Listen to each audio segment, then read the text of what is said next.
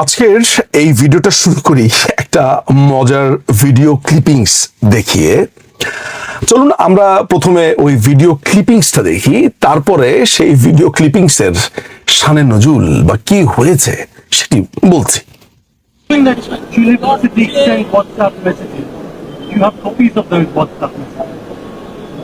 No, that is the witness.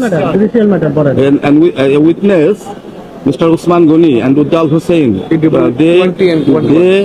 they made the statements before the magistrate that Tulip Siddiqui made communication with Mr. Salahuddin, the principal secretary, one of Prime Minister Sheikh Hasina, and she instigated, she poked to make allotment to her mother, sister, and brother. How did she make these messages? How did she communicate? They were present there and they heard. They were face-to-face meetings. Are you saying they were face-to-face meetings? Or are you saying they're WhatsApp messages? The telephone or any other apps, they stated that they communicated with Tulip Siddiq. Do you have screenshots of the WhatsApp messages? No, we have not yet been. And when were these messages sent? Which month and year? But it has been heard by Usman Ghani and Uddal Hussain, who were very close to Mr. Salahuddin Ahmed, and Mr. Salahuddin Ahmed was very close to Tulip Siddiq and Sheikh Rehana and Sheikh Hasina and others members of that family. Thank you very much. আপনারা video ক্লিপিংসটা দেখেছেন, আপনারা দেখেছেন যে ইংরেজি বলতে গিয়ে ইউনুসের kangaroo কোর্টের যে আইনজীবীরা তাদেরকে কত গলদঘর্ম হতে হচ্ছে। আসলে ইংরেজি না, পুরোটাই তো মিথ্যা, ওই মিথ্যার জন্যই আসলে পুরো ঘটনা ঘটেছে। ভয়ঙ্কর সব যুক্তিও শোনা গেল যে টিউলিপ সিদ্দিক প্রধানমন্ত্রীকে প্রভাবিত করেছে, ধমক দিয়েছে, প্রধানমন্ত্রীর অফিসের যে সালাউদ্দিন সাহেব তাকে প্রভাবিত করেছে, ধমক দিয়েছে। এবং সালাউদ্দিন সাহেব বলছে না, বলছে আরো দুজন ব্যক্তি যাদের নাম হচ্ছে ইকবাল এবং ওসমান গনি। যুক্তিটা হচ্ছে এমন যে যেহেতু সালাউদ্দিন সাহেবকে ধমক দিয়েছে, সালাউদ্দিন সাহেবের সাথে যেহেতু মাননীয় প্রধানমন্ত্রীর যোগাযোগ ছিল, ফলে সালাউদ্দিন সাহেবকে ধমক দেওয়া মানে হচ্ছে মাননীয় প্রধানমন্ত্রীকে ধমক দেওয়া, প্রধানমন্ত্রীকে প্রভাবিত করা। এবং সেগুলোর অন্য কোনো প্রমাণ নাই। হোয়াটসঅ্যাপে বলা হয়েছে, কিন্তু হোয়াটসঅ্যাপ মেসেজ আপনাকে দেখাবে না। এটা জানা গেল কার কাছ থেকে? ইকবাল এবং ওসমান গনি নামে এক অদ্ভুত দুই চিড়িয়ার মাধ্যমে, যাদেরকে আমরা চিনি না, নামও শুনি নাই। এই হচ্ছে বিচারের অবস্থা। আমি নিশ্চিত আপনারা এটা শুনে হাসছেন। আসলে যখন কোন একটা বদমাইশ ব্যক্তি যে কাউকে শাস্তি দিবে বলে সিদ্ধান্ত নিয়ে দুই নাম্বারই আইন বানায়, কানুন বানায় বা হোয়াট এভার তারা করে, সেটা করার জন্য আসলে মাথাতে বুদ্ধি থাকতে হয় যে এইভাবে প্যাচ দিলে আর ধরতে পারবে না, ওইভাবে প্যাচ দিলে আর ধরতে পারবে না। কিন্তু এদের অবস্থা এতটাই করুন যে এরা যা বলছে মানুষজন হাসাহাসি করছে, বুঝতে পারছে যে এটা পলিটিক্যাল ভেন্ডেট্টা, পলিটিক্যাল ভেনজেন্স, আক্রোশ থেকে সমস্ত কিছু হচ্ছে। মাননীয় প্রধানমন্ত্রীর উপরে সমস্ত রকমের ব্লেম দিতে হবে, তিনি বাংলাদেশের সমস্ত মানুষকে খুন করে ফেলেছেন, সমস্ত খারাপ তিনি করেছেন। অর্থাৎ তাদেরকে যত রকমের ব্লেম দিয়ে তাদের ক্যারেক্টার অ্যাসাসিনেশন আপনি করতে পারেন। তো আপনি কি মনে করেন যে টিউলিপ সিদ্দিক একজন ব্রিটিশ এমপি? এই জমির বরাদ্দের ঘটনা ঘটেছে 2009 সালে। টিউলিপ সিদ্দিক এমপি হয়েছে 2015 সালে। এমপি হওয়ারও 6 বছর আগে তিনি নাকি ব্রিটিশ এমপিত্বর হিসেবে তিনি নাকি প্রভাব বিস্তার করেছেন। এটিও আরেকটি হাস্যকর একটি ঘটনা। এগুলো নিয়ে ব্রিটিশ মিডিয়াতে ব্যাপক হাসি ঠাট্টা হচ্ছে। ব্রিটিশ মিডিয়া মানে রীতিমতো এটাকে একটা জোক হিসেবে নিয়েছে। চলুন আমরা ব্রিটিশ মিডিয়ার যে হাসি ঠাট্টা সেটার একটু অংশ শুনে আসি, তাহলে বুঝতে পারবেন যে ব্রিটেন বা পশ্চিম এই পুরো রায়টাকে কিভাবে নিয়েছে। এবং একই সাথে আমরা দেখে আসবো, ইনসেটে আমরা দেখব যে লেবার পার্টি অর্থাৎ টিউলিপ সিদ্দিক যে পার্টির হয়ে এমপি, যে সরকার ক্ষমতাসীন, তাদেরও যে স্ট্যান্ড, তারা এটার ব্যাপারে সিরিয়াসলি তারা বলেছে যে কিভাবে আইনি ফ্ল রয়েছে, এটা যে একটা ক্যাঙ্গারু ট্রায়াল। লেবার পার্টি থেকে তো বলেছেই, প্লাস প্রখ্যাত আইনজীবীরাও এই ব্যাপারে এই একই কথা বলেছে। Well, Tulip Siddiq is a British Labour MP. She still is. She's the former Treasury Minister. And as we explained, she was sentenced to 2 years in prison on the charge that, she was found guilty of corruption, basically for influencing her aunt, because she is the niece of the ousted Prime Minister Sheikh Hasina, that she influenced her to buy a piece of land, a plot of land for her family, namely her mother, who is the sister of Sheikh Hasina. So we were talking earlier, and Michael, you brought the point correctly, that why the two sisters need the niece to, as a mediator between them, and that's a good point. But anyway, so this is the situation. The Siddiq responded to this, and she said she denied all the allegations. She actually named the trial or the court as a kangaroo court, and she said that she was basically collateral damage. British মিডিয়ার এই হাসাহাসির পাশাপাশি আমার একটা জিনিস খুব নজর কেড়েছে, সেটি হচ্ছে যে টিউলিপ সিদ্দিক তার বিরুদ্ধে আসা এই রায়টা নিয়ে চমৎকার করে বর্ণনা করছিলেন। শুনতে ইচ্ছা করছিল তার ইংরেজি বাচনভঙ্গি, শব্দচয়ন। একটা দারুণ শব্দ তিনি চয়ন করেছেন, যেটা দেখে আমি মনে হলো যে এই মানুষটা প্রচুর পড়াশোনা করেন। কাফকার নাইটমেয়ারের কথা তিনি বলেছেন, প্রখ্যাত উপন্যাসিক কাফকা। তিনি কাফকার প্রসঙ্গ এনেছেন, চমৎকার, হোয়াট এ মেটাফর। আমরা তার কথাটা একটু শুনে আসবো। I'm absolutely baffled by the whole thing.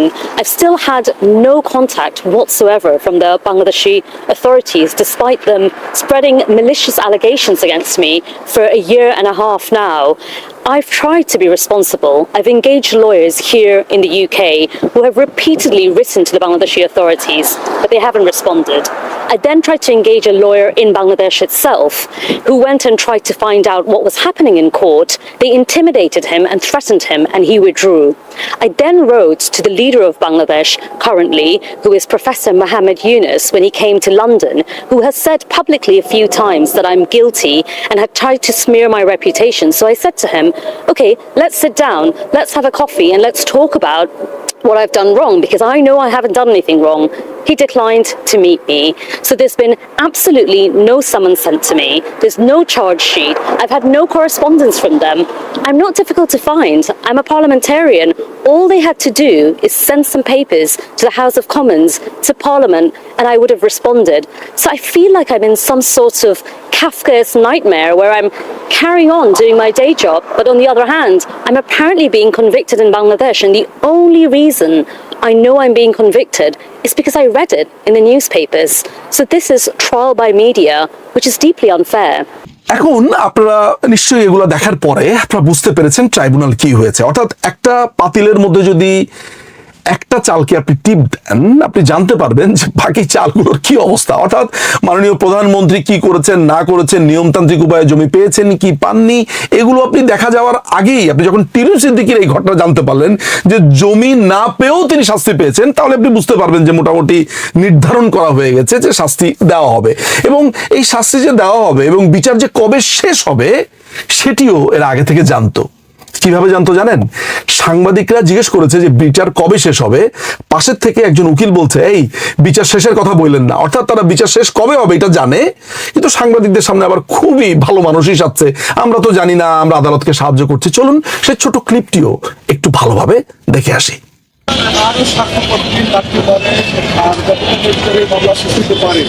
চেষ্টা করেন না, চেষ্টা করেন না, চেষ্টা করেন না। কতদিনে শেষ হবে এটা তো আমরা বলতে পারি না। আমরা তো আদালতকে সহায়তা করতেছি, আমাদের আদালতের নির্দেশনা মোতাবেক আমরা আমাদের সাক্ষী উপস্থাপন করতেছি। প্রিয় দর্শক, সবকিছুই দেখলেন, কিন্তু আপনাদেরকে একটু জানানো প্রয়োজন যে ঘটনাটা আসলে কি হয়েছে।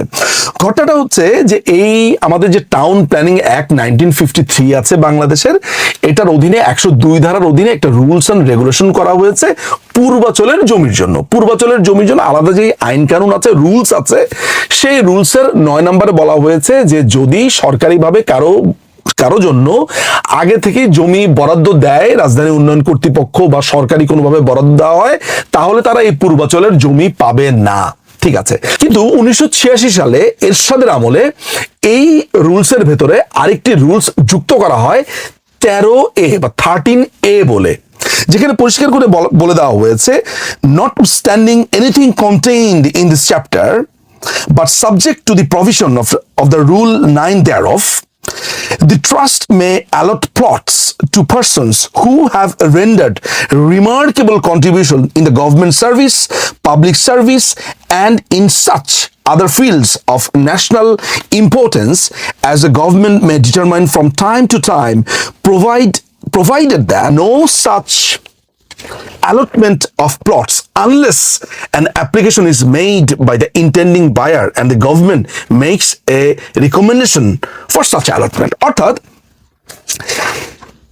ওই রুল 9-তে যা লেখা আছে, অর্থাৎ একজন ব্যক্তির যদি আগে অ্যালটমেন্ট থাকে বা ঢাকা বা নারায়ণগঞ্জ এলাকাতে তার জমি জমা থাকে, বাড়ি থাকে, এগুলো ব্যতি রেখে তাদের জন্য একটা স্পেশাল রুল এরশাদ করে গিয়েছে যে যদি কোনো মানুষ গুরুত্বপূর্ণ ব্যক্তি হন, গভর্নমেন্টের কোনো ব্যক্তি হন, যে অ্যাক্টর, অ্যাক্ট্রেস, অভিনেতা, অভিনেত্রী, আইন প্রণয়নকারী, এমপি, মন্ত্রী, তাদের জন্য স্পেশাল, তাদের অবদানের জন্য রাষ্ট্রের পক্ষ থেকে সামান্য টোকেন যে তারা এই জমিটা সরকারের পক্ষ থেকে বরাদ্দ পেতে পারে। কিন্তু সেটা কি ফ্রি? অনেকেই মনে করেন যে এটা মনে হয় ফ্রি পায়। একেবারেই ফ্রি না। সরকারি যে নির্ধারিত মূল্য আছে সেই নির্ধারিত মূল্যেই এই জমি কিনতে হয়। মাননীয় প্রধানমন্ত্রী এবং তার ফ্যামিলি মেম্বাররা সেভাবেই পেয়েছেন, খাজনা দিয়েছেন, রসিদ দিয়েছেন। মাননীয় প্রধানমন্ত্রীকে বলা হচ্ছে যে তিনি নাকি এই জমি পাওয়ার জন্য আবেদনই করেননি। আচ্ছা, এটা কি বিশ্বাসযোগ্য? মাননীয় প্রধানমন্ত্রীকে আমি ব্যক্তিগতভাবে যতটুকু চিনি এবং তার সম্পর্কে আপনারা যা জানেন, আপনারা জানেন যে বঙ্গবন্ধু হত্যাকাণ্ডের বিচারের সময় তিনি অনেকটা মানে টেক্সট বুক এক্সাম্পল ছিল যে তিনি কিভাবে পেনাল কোড, আইন, সাক্ষী প্রত্যেকটা জিনিসকে তিনি কিভাবে পুঙ্খানুপুঙ্খভাবে তিনি পালন করে 14-15 বছর লেগে গিয়েছে এই বিচারটা শেষ হতে। মজার ব্যাপার হচ্ছে যে খুনিরা এই বিচার যাতে না হয়, অর্থাৎ ইনডেমনিটি অধ্যাদেশ বৈধ এইটা বলে তারা পর্যন্ত রিট করেছিল এবং তাদের সেই রিট পিটিশনও 1 মাস ধরে চলেছিল বা 1.5 মাস 2 মাস ধরে চলেছিল এবং সেই রিট পিটিশনের সময় বিচার বন্ধ হচ্ছিল। তো মাননীয় প্রধানমন্ত্রী যখন তার পিতা অর্থাৎ জাতির জনক বঙ্গবন্ধু শেখ মুজিবুর রহমানের ক্ষেত্রে একদম টেক্সট বুক ভাবে আইনে যা আছে সেইভাবে বিচার প্রক্রিয়া তিনি করছিলেন, তিনি একটা জমির জন্য অ্যাপ্লিকেশন করবেন না, এটা বিশ্বাসযোগ্য না। আমি যখনই তার সাথে কথা বলেছি, যখনই আমার ব্যক্তিগতভাবে আমার অভিজ্ঞতা হচ্ছে যে মাননীয় প্রধানমন্ত্রী সবসময় সবার আগে জিজ্ঞেস করে, এই আইনে কি আছে, রুলসে কি বলছে, নিয়মটা কি, কানুনটা কি, এটা একেবারে উনি খুবই এটা উনি মেনটেন করেন। কারণ তিনি মনে করেন যে রাষ্ট্রের প্রধান মন্ত্রী হিসেবে, একজন অত্যন্ত গুরুত্বপূর্ণ ব্যক্তি হিসেবে তিনি যদি আইন না মানেন, না মেনটেন করেন, তাহলে সেটি এক্সাম্পল হবে না, কেউই সেটা মানতে যাবে না। ফলে এইসব ব্যাপারে তিনি প্রচন্ড স্ট্রিক্ট। কিন্তু ঘটনা তো আসলে উনি আইন মেনেছেন কি মানেননি সেটা নিয়ে নয়, প্রশ্নগুলো সহজ, উত্তরও সবার জানা যে এই ইউনুস ক্যাঙ্গারু কোর্ট এমন এমন মানুষদের কাছে দিয়ে দিয়েছেন, যেমন মাননীয় প্রধানমন্ত্রী আওয়ামী লীগের আমলে রাজাকার আলবদরদের বিচার হয়েছে, তো সেটার জন্য সবচাইতে বেশি ক্ষতিগ্রস্ত কে হয়েছে? জামাতে ইসলামী। ফলে ওই ট্রাইব্যুনালটা দিয়ে দিয়েছে জামাতের কাছে। অর্থাৎ ভেনজেন্স সবচাইতে কে বেশি করতে পারবে, এই ভেন্ডেটটা সবচাইতে কে বেশি দেখাতে পারবে, ওইটা ধরে ধরে ধরে ধরে তিনি এই কাজটা করেছেন। এর আগে আপনি জানেন যে খালেদা জিয়া ক্যান্টনমেন্টে 165 কাঠা জমির উপরে বছরের পর বছর থেকেছেন। আপনারা জানেন যে এখন তিনি যে বাসাতে থাকেন গুলশানের ফিরোজাতে, এটি মনে হয় 20 কাঠার উপরে একটি বিশাল বড় বাড়ি, 20 কাঠা গুলশানের মতো জায়গাতে 1 টাকা মূল্যে এরশাদ দিয়েছে। আপনি কখনো দেখেছেন যে এটি নিয়ে কেউ প্রশ্ন তুলছে যে খালেদা জিয়াকে 1 টাকা দামে গুলশানে 20 কাঠা জমি আপনি দিয়ে দিয়েছেন? 20 কাঠা না 3 বিঘা, এরকম 3 বিঘা মনে হয়, আমি ভুল হতে পারি, 3 বিঘা হলে তো প্রায় 60 কাঠা, অর্থাৎ একটা বিশাল জায়গা খালেদা জিয়াকে দিয়ে দেওয়া হয়েছে। সেটা নিয়ে কারো কোনো কথা নেই, কোনো প্রশ্ন নেই। সমস্ত প্রশ্ন মাননীয় প্রধানমন্ত্রী তিনি কেন পূর্বাচল থেকে প্লট বরাদ্দ পেলেন, তাও তিনি টাকা দিয়ে সে জমি কিনেছেন। এবং আপনারা এটাও জেনে থাকবেন যে বঙ্গবন্ধুর কাছ থেকে প্রাপ্ত 2 বোন যে জমি, যে বাড়িটা পেয়েছে 32 নাম্বার, সেটি মাননীয় প্রধানমন্ত্রী দুই বোনের সিদ্ধান্ত ক্রমে সেটা মানুষের জন্য বিলিয়ে দেওয়া হয়েছে, ট্রাস্ট করা হয়েছে। সেই ট্রাস্টের টাকা থেকে শত শত মানুষ আজীবন সুবিধা পেয়েছে। কেউ পড়েছে, কারো বিয়ে হয়েছে, কারো মেডিকেল খরচ দিতে হবে সেখান থেকে দিয়েছে, কত কিছু করা হয়েছে। গহনা নাই, বিয়ের সময় গহনা দিতে হবে, সেই ট্রাস্টের টাকা থেকে দিয়েছে। কেউ পড়তে পারছে না, বৃত্তি পাচ্ছে না, সেই বৃত্তির টাকাটা দেওয়া হয়েছে সেই ট্রাস্ট থেকে। আমরা মাননীয় প্রধানমন্ত্রীর একটু বক্তব্য শুনে আসি, তার যে কষ্ট, এই কষ্টের কথাটাও আমি একটু শুনে আসি তো। যতক্ষণ আমাদের উপর, হ্যাঁ আমি খুব বড় একটা অন্যায় করে ফেলেছি। পূর্বাচলে 10 কাঠা করে জমি নিয়েছিলাম। আমারও মনে হয় এখন যে আমি কেন এই ভুলটা করতে গেলাম। আমরা তো যা ছিল সব বিলিয়ে দিয়েছিলাম, বলতে আমার বাড়ির ট্রাস্ট করে ট্রাস্টে জনগণকে দান করে দিয়েছি। যে টাকা ছিল সেই টাকা দিয়ে আমরা বঙ্গবন্ধু মেমোরিয়াল ট্রাস্ট করে হাজার হাজার ছেলে মেয়েকে পড়াশোনা, চিকিৎসা, ওই গ্রেনেড হামলার আহত নিহত পরিবার, অন্যান্য দুস্থ পরিবার, তাদেরকে আমরা সাহায্য করতাম। এমনকি এখান থেকে 5 কোটি টাকা দিয়ে ফান্ড তৈরি করে, প্রধানমন্ত্রীর কার্যালয়ে ফান্ড তৈরি করে এই ভূমিহীনদের জন্য জমি কেনার জন্য আমি দিয়েছিলাম আমাদের ট্রাস্ট থেকে। আবার কোভিডের সময় বঙ্গবন্ধু মেমোরিয়াল ট্রাস্ট থেকে 5 কোটি টাকা দিয়ে এই কোভিডের সময় আর্থিক সহায়তা দেওয়ার জন্য আরেকটা ফান্ড প্রধানমন্ত্রীর কার্যালয়ে করে দিয়েছি। 10 কোটি টাকা আমরা দিয়েছি শুধু এই কাজে। তাছাড়া বিভিন্ন জায়গায়, বিভিন্ন হাসপাতালে চিকিৎসার ক্ষেত্রে আমরা অনুদান দিতাম। আমরা তো নিজেদের জন্য কিছু চাইনি, নিজের জন্য কিছু হয়নি।